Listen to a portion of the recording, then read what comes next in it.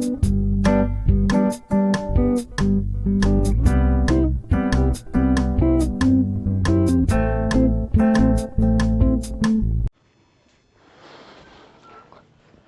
hey guys, welcome back to our another new video, and here we are going to start a new topic that we are going to deal with nucleus.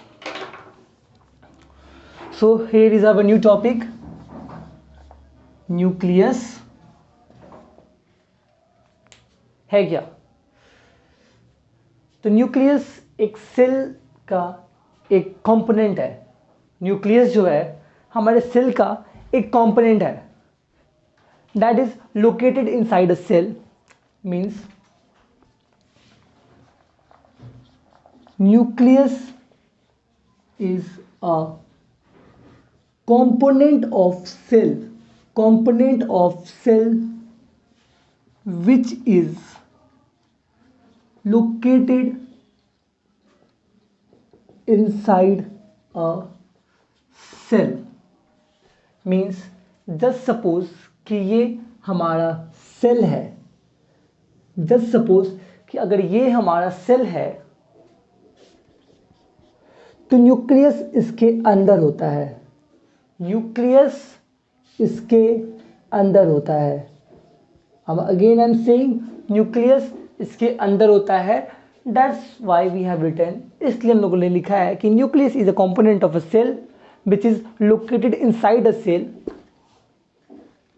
And one more thing you should add, that nucleus is a spherical component of a cell. Spherical shape में कैसा है ये? Spherical shape में कैसा है ये? Spherical. So we write nucleus is a spherical component of a cell which is located inside a cell.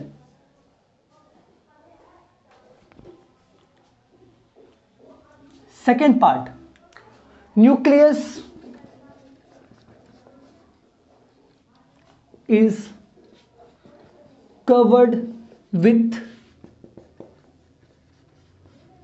double layer membrane. Nucleus के around जैसे सिंगल लेयर का ये कवरिंग है ना, सॉरी न्यूक्लियस तो हमारा ये है ना, न्यूक्लियस तो हमारा ये है। तो ये डायग्राम तो आप समझ गए होंगे। तो so we should of this diagram.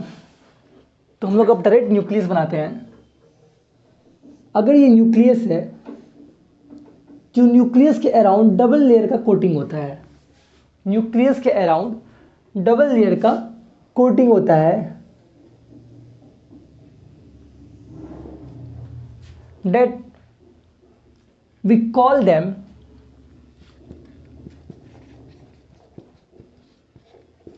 nuclear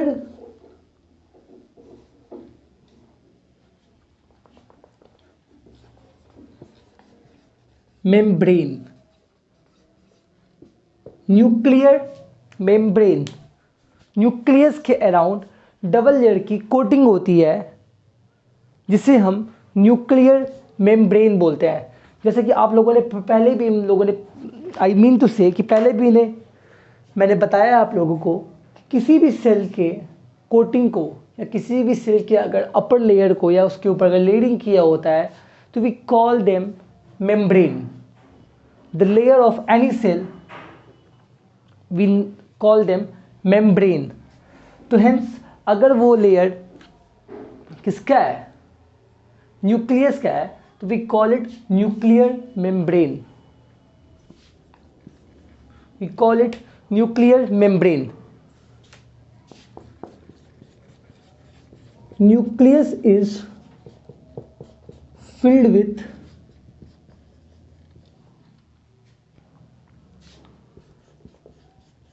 nucleoplasm. Nucleus के अंदर न्यूक्लियोप्लाज्म भरा होता है। न्यूक्लियस के अंदर न्यूक्लियोप्लाज्म भरा होता है। न्यूक्लियस के अंदर न्यूक्लियोप्लाज्म भरा होता है। That is a jelly like liquid, that is a jelly like liquid। Nucleus के अंदर न्यूक्लियोप्लाज्म भरा होता है, that is a jelly like liquid, and fourth,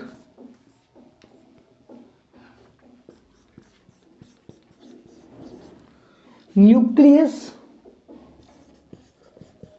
represent the family of, nucleus represent the family of eukaryotic, represent the family of eukaryotic cells। क्योंकि हम लोगों ने पहले भी डिस्क्राइब किया हुआ है प्रोकैरियोटिक और यूकैरियोटिक सेल में, जिसमें nucleus is only found in, nucleus is only found in eukaryotic cells, nucleus is only found in eukaryotic cells, nucleus सिर्फ यूकैरियोटिक सेल्स में ही पाया जाता है, न्यूक्लियस सिर्फ यूकैरियोटिक सेल में ही पाया जाता है, where nucleus is filled with nucleoplasm, nucleus के अंदर जेली लाइक लिक्विड होता है जिसे हम न्यूक्लियोप्लाज्म बोलते हैं, न्यूक्लियस के अंदर जेली लाइक लिक्विड होता है जिसे हम न्यूक्लियोप्लाज्म बोलते हैं। Nucleus is covered with double layer membrane that is nuclear membrane, nucleus के अराउंड डबल लेयर की मेम्ब्रेन होती है जिसे हम न्यूक्लियर मेम्ब्रेन बोलते हैं, है ना। Is it's all clear to you?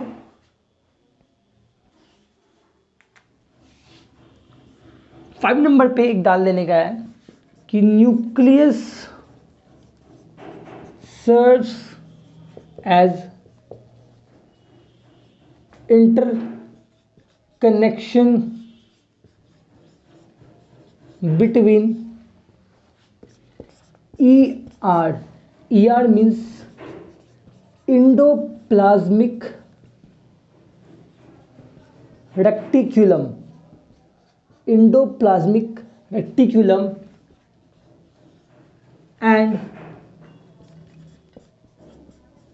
Cytoplasm of a cell. Nucleus जो है सेल के एंडोप्लाज्मिक रेटिकुलम एंड साइटोप्लाज्म, जिसके बारे में आगे जाके हम लोग चर्चा करेंगे, मीन्स हम लोग आगे जाके इसके बारे में डील करेंगे, तो उसके बीच में, इन दोनों के बीच में एज ए ये इंटरकनेक्शन सर्व करता है, एज अ ये इंटरकनेक्शन सर्व करता है। I hope so all you are getting my point. What is a nucleus? Nucleus is a spherical component of cell which is located inside a cell. Nucleus एक cell का spherical component है जो उसके अंदर पाया जाता है। Nucleus is covered with double layer membrane. Nucleus का double layer का membrane होता है, that is also called nuclear membrane. Nucleus is filled with nucleoplasm, that is a jelly-like liquid or jelly-like substance. Fourth, nucleus represents the family of eukaryotic cell. जैसे आप लोगों ने पहले भी पढ़ा है, eukaryotic cells are those cells which contain only nucleus. तो कहीं पे भी अगर न्यूक्लियस की बात होती है, in one short, one sense, you have to get the point that that cell is eukaryotic. अगर किसी ने भी बात किया कि भाई वो एक सेल था जिसके अंदर न्यूक्लियस हम लोगों ने देखा था, तो डायरेक्ट आपको समझ जाना है कि वो सेल की बात जो हो रही है वो सेल यूकैरियोटिक सेल है, क्योंकि सिर्फ यूकैरियोटिक सेल में ही न्यूक्लियस पाया जाता है, रादर ऑफ प्रोकैरियोटिक। प्रोकैरियोटिक में न्यूक्लियस नहीं होता है, प्रोकैरियोटिक में न्यूक्लियस नहीं होता है, nucleus is only found in eukaryotic cells. Nucleus serve as a interconnection between ER and cytoplasm of cell, CYTOPLASM of a cell। Nucleus जो होता है सेल के इंडोप्लाज्मिक रेटिकुलम और साइटोप्लाज्म जो होते हैं सेल के, उस दोनों के बीच में एज ए इंटरकनेक्शन सर्व करता है, एज ए इंटरकनेक्शन सर्व करता है। होप सो जो नीचे लिखा हुआ आप लोग को क्लियर हो, बिल्कुल क्लियर है, वेरी गुड।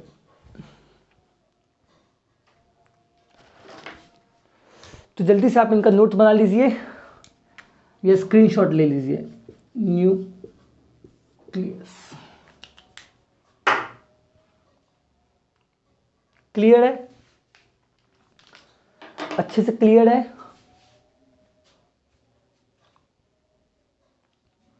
प्रॉपर्ली क्लियर है।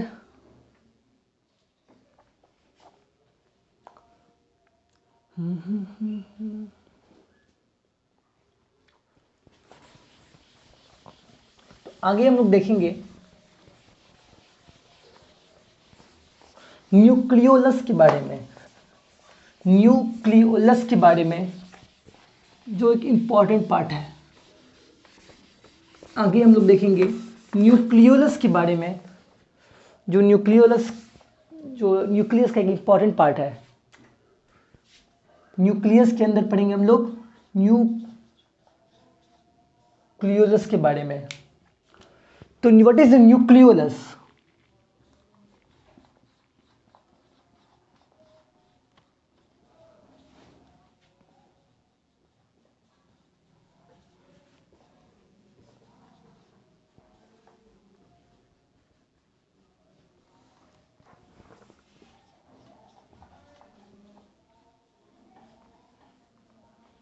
Nucleolus is a component.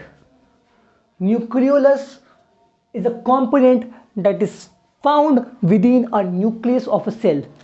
किसी भी न्यूक्लियस के अंदर मेनली न्यूक्लियस के अंदर भी एक कंपोनेंट होता है that is known as nucleolus. Nucleolus nucleus के अंदर ये पाया जाता है। Second, nucleolus also represent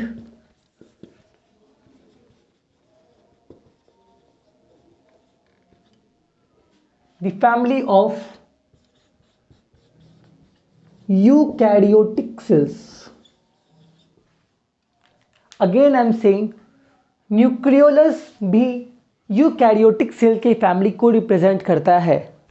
nucleolus भी यूकैरियोटिक सेल के फैमिली को रिप्रेजेंट करता है because nucleolus are also found within a eukaryotic cell, not in prokaryotic cell. Again I am repeating my word, ध्यान से समझना है, अच्छे से समझना है, कंसेप्ट को पकड़ना है कि न्यूक्लियस और न्यूक्लियोलस दोनों ही only found, nucleus and nucleolus दोनों ही only found in eukaryotic cell rather than prokaryotic cell, rather than prokaryotic cells। Clear है?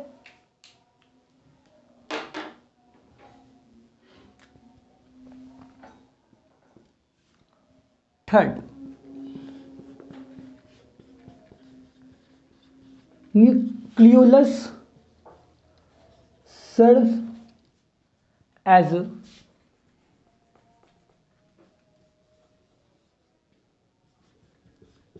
site for the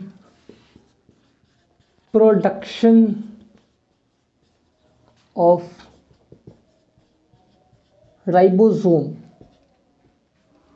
न्यूक्लियोलस जो है एक जगह प्रोवाइड करता है, एक जगह प्रोवाइड करता है, एक जगह को सर्व करता है जहां पे राइबोसोम का प्रोडक्शन होता है। न्यूक्लियोलस एक जगह प्रोवाइड करता है जहां पे राइबोसोम का प्रोडक्शन होता है। राइबोसोम क्या है?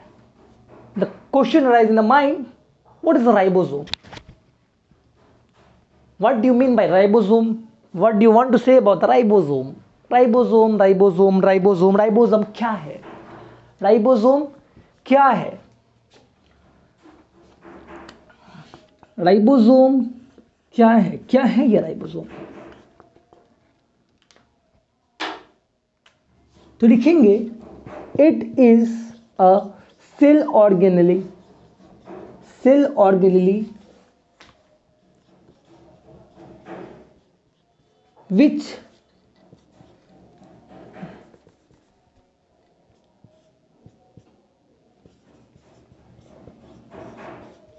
which is a site for the synthesis of protein for the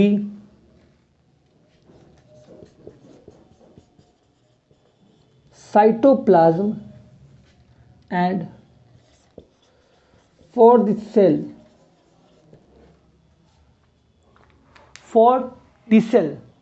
ribosome cell के अंदर एक छोटी सी पार्ट है। हम लोग आगे भी जाके इस क्लास में हम लोग डील करेंगे, इसके ऊपर एक अलग से वीडियो भी आएगा। Ribosome is a cell organelle which is a site for the synthesis of protein for the cytoplasm and for the cell. Ribosome वो सेल ऑर्गेनेली है जो प्रोटीन की सिंथेसिस के लिए रिस्पॉन्सिबल होता है। उसमें प्रोटीन का सिंथेसिस होता है। किसके लिए प्रोटीन बनता है यहाँ पे? For the cytoplasm. साइटोप्लाज्म भी बारे में जाना जाएगा। Cytoplasm is a fluid like structure. Cytoplasm is a fluid like structure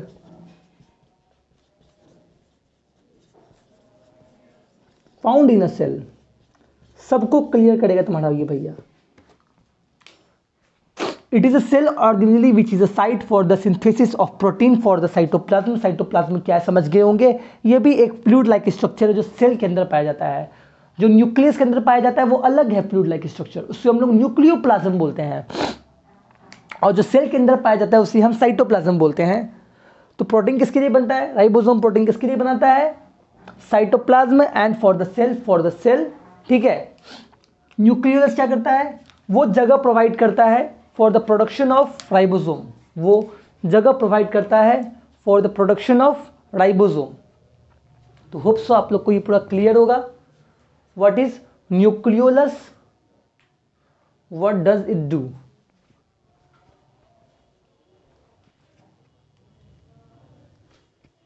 what is nucleolus, what does it do? हमारे मार्केट के लिए खाना भी आ गया है। लुक, कैमलिन स्पॉन्सर नहीं कर रहा हूं मैं, just I love Camlin white board marker ink. Clear है? ज़्यादा डीप नहीं जा रहे हैं, ज़्यादा दिक्कत भी नहीं होना चाहिए। What is ribosome? Is it all clear to you? Perfect. लिखना है तो लिख लो, स्क्रीनशॉट लेना है तो स्क्रीनशॉट ले लो, जो करना है वो करो, मुझे कोई दिक्कत नहीं है, मुझे कोई दिक्कत नहीं है। I just give it 1 minute to all. तब तक मैं इसे मार्कर को पानी पिला दूं ना, तो आप लोग को ही दिक्कत होगा।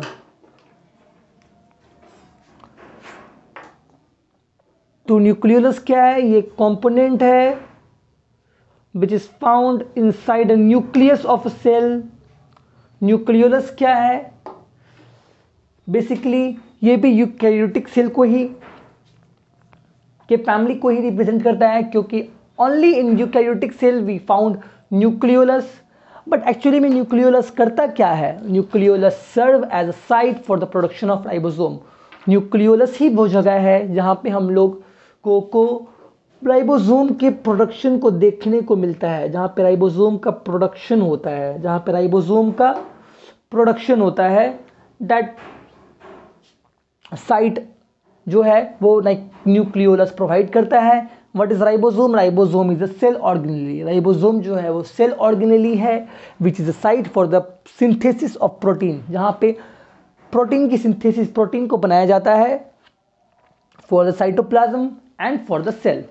For the cytoplasm and for the cell. Hope so ये आपको क्लियर हो अच्छे से।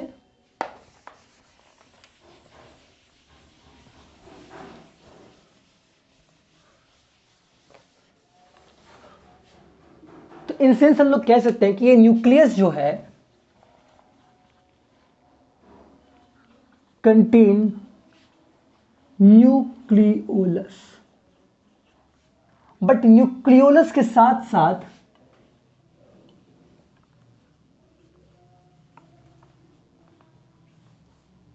क्रोमैटिन, न्यूक्लियोलस के साथ साथ क्रोमेटिन भी कंटेन करता है। जो ये हमारा न्यूक्लियोलस के साथ साथ क्रोमेटिन भी कंटेन करता है। कौन कंटेन करता है? तुम्हारा भाई नहीं, न्यूक्लियस। कौन? न्यूक्लियस मीन्स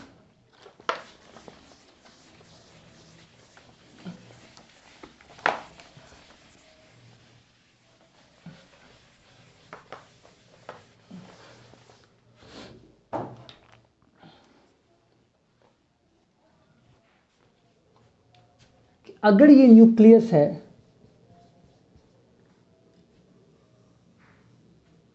अगर ये न्यूक्लियस है, अगर ये न्यूक्लियस है तो इसके अंदर न्यूक्लियोलस भी पाया जाएगा, न्यूक्लियोलस भी पाया जाएगा। बट इसके साथ साथ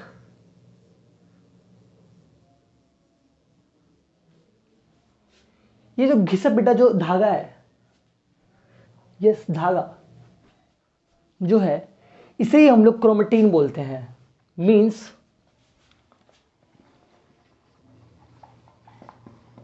chromatin is a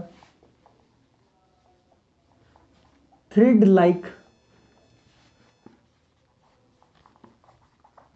structure. Chromatin is a thread-like structure composed of RNA and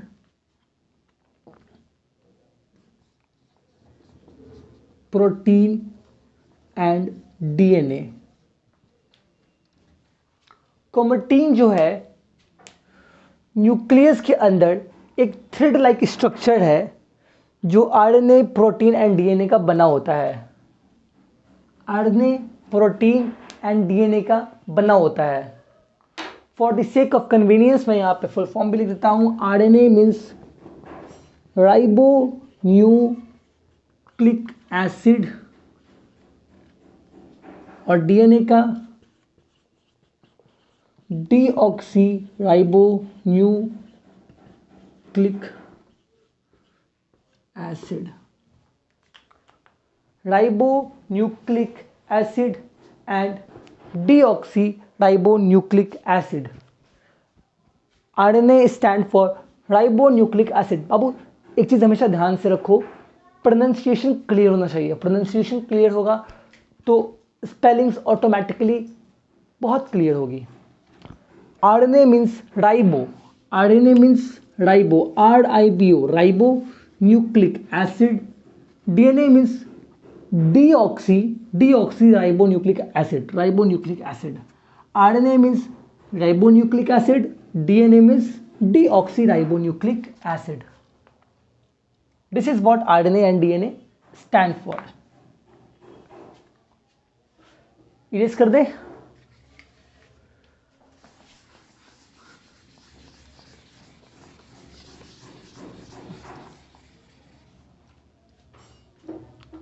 तो भाई क्रोमेटिन होता क्या है? Is a thread like structure composed of RNA, protein and DNA. Chromatin के अंदर ही हम लोगों को जो पढ़ना है वो पढ़ना है हम लोगों को डीएनए के बारे में। क्या पढ़ना है? डीएनए के बारे में। That is deoxy ribo nucleic acid, ये आर है, deoxy ribo nucleic acid. DNA है क्या?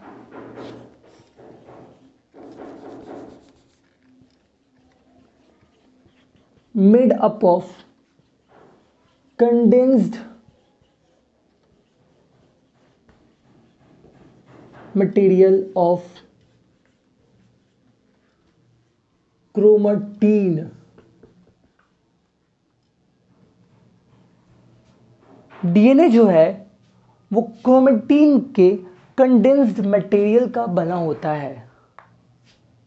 डीएनए जो है क्रोमेटिन के डेंस्ड मटेरियल का बना होता है, कंडेंस्ड मटेरियल का बना होता है। DNA are responsible for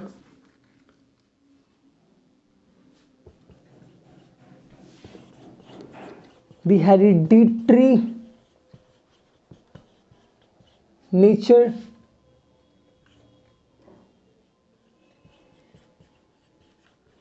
reproductive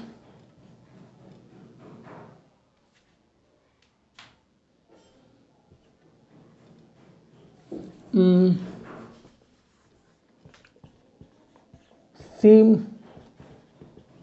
looking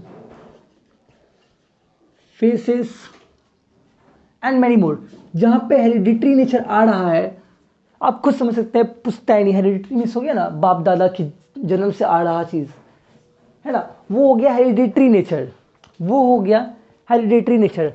हम लोगों में भी ऐसी बहुत चीज़ पाई जाती हैं जो हमारे फैमिली में बहुत लोगों के पास पाई जाती थी, जो हम लोगों की फैमिली में बहुत लोगों से रिजेंबल करता था, करता है अभी भी, है ना। तो that comes under the category of hereditary nature, means same looking face. बहुत कुछ है ऐसा, तिल तिल जिसे हम लोग मोल कहते हैं, है ना, ए मोल ऑन अ बॉडी, मोल समझ रहे हैं ना, मोल मीन्स तिल, है ना, मोल ऑन अ बॉडी। ये था हेरिडिटरी नेचर का। Segments of DNA are called genes. Segments of DNA are called genes. जो DNA का जो सेगमेंट्स होता है ना,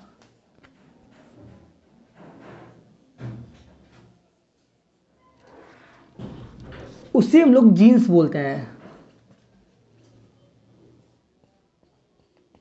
ये जो सेगमेंट्स है ना, या तो बोल दो फ्रेगमेंट्स, सेगमेंट्स बोलो या fragments of DNA are called jeans.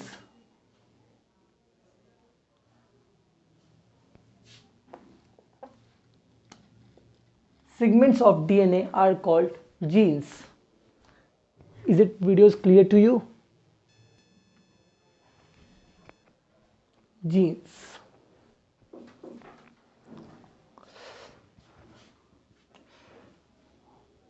और एक चीज ध्यान देना है कि ये जो थ्रेड लाइक स्ट्रक्चर है, ये जो है देख रहा होगा आप लोगों को, थ्रेड लाइक स्ट्रक्चर, ये सब चीजें जो है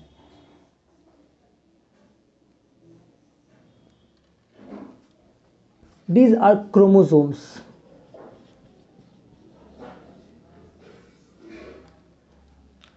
These are chromosomes. These are chromosomes. CHROMOSOME. These are chromosomes. Oh, so sorry.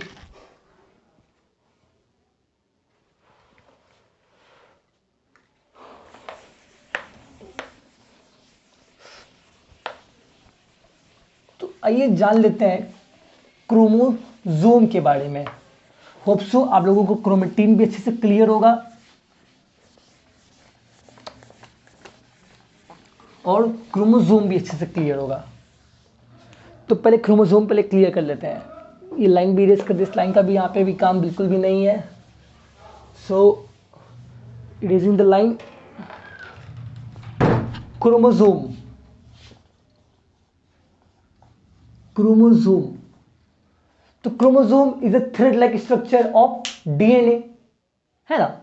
Chromosome is a thread like structure of DNA, comprises of, किसका बना होता है, कॉम्प्राइजेज ऑफ, पहला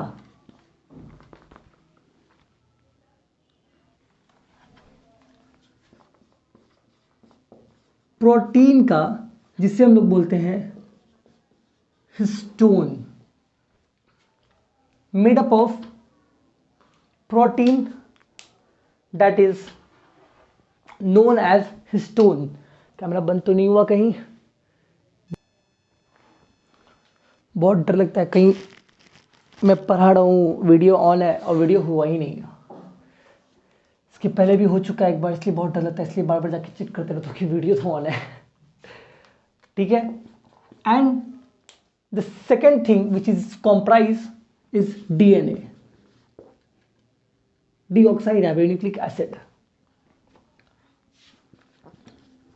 Chromosome is very important because it contain, एक छोटा सा बच्चा वाला लाइन लिख दो, all the hereditary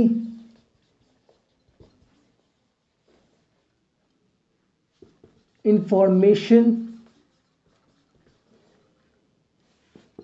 in the form of gene, in the form of gene. Chromosome एक इम्पॉर्टेंट पार्ट है डीएनए का, because it contains all the hereditary information, क्योंकि डीएनए में जो इंफॉर्मेशन जो होती है, हेरिडिटरी इंफॉर्मेशन होती है, वो क्रोमोसोम के अंदर ही रखी रहती है in the form of genes. Second thing you should note that chromosome जो होता है वो पेयर में पाया जाता है, क्योंकि एक चीज़ आप जान लो कि डीएनए कुछ दिखने में इस तरह से होता है,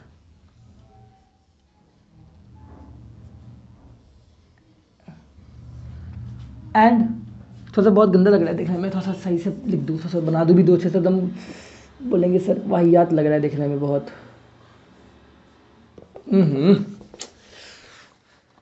क्या करूँ क्या करूँ क्या करूँ, ये टेढ़ा हो गया.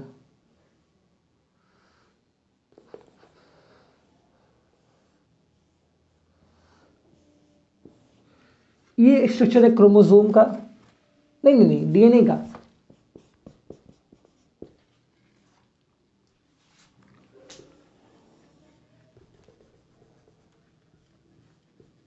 ये स्ट्रक्चर है क्रोमोसोम का, ये जो स्ट्रक्चर है वो है क्रोमोसोम का. तो आपको क्लियर होगा कि क्रोमोसोम्स जो है वो पेयर में पाए जाते हैं, वो क्रोमोसोम्स जो है वो पेयर में पाए जाते हैं, क्रोमोसोम्स जो है वो पेयर में पाए जाते हैं, और कुछ क्रोमोसोम्स अनपेयर्ड होते हैं, कुछ क्रोमोसोम्स अनपेयर्ड होते हैं. तो इनके इसी नेचर के कारण क्रोमोसोम्स को दो पार्ट में डिवाइड किया जाता है, क्रोमोसोम्स को दो पार्ट में डिवाइड किया जाता है. First one is diploid, second one is haploid. First one is diploid, second one is haploid. Diploid chromosomes found in pair. ये तो पूरा आप लिख दीजिए यहाँ पे कि chromosomes are found in pair, और यहाँ पे क्या होगा, chromosomes are found अनपेयर्डली. कि डिप्लॉइड क्रोमोसोम्स में जो क्रोमोसोम्स की जो संख्या होती है वो पेयर में होती है, और हैप्लॉइड में जो क्रोमोसोम्स की जो संख्या होती है वो अनपेयर्डली होती है. जैसे आप एग्जांपल ले लीजिए कि ह्यूमन का each and every cell contain 23 pair of chromosome.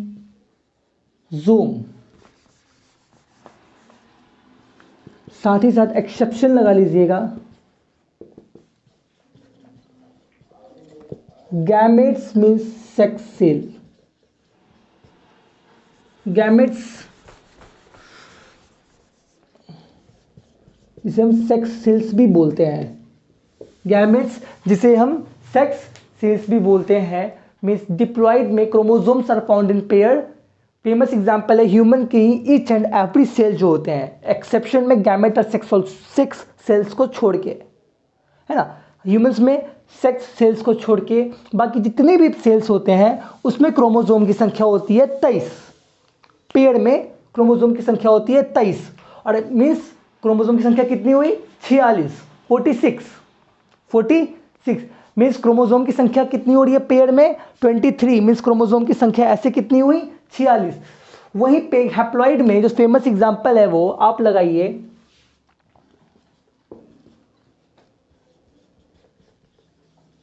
जितने भी सेक्स सेल्स ऑफ ह्यूमंस होते हैं, एग्जाम्पल स्पर्म किसका होता है पता ही होगा आप लोगों को, mail,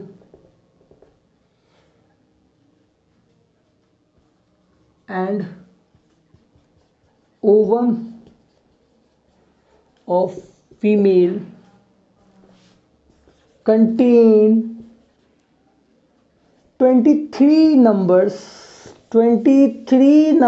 of chromosome, 23 numbers of chromosome।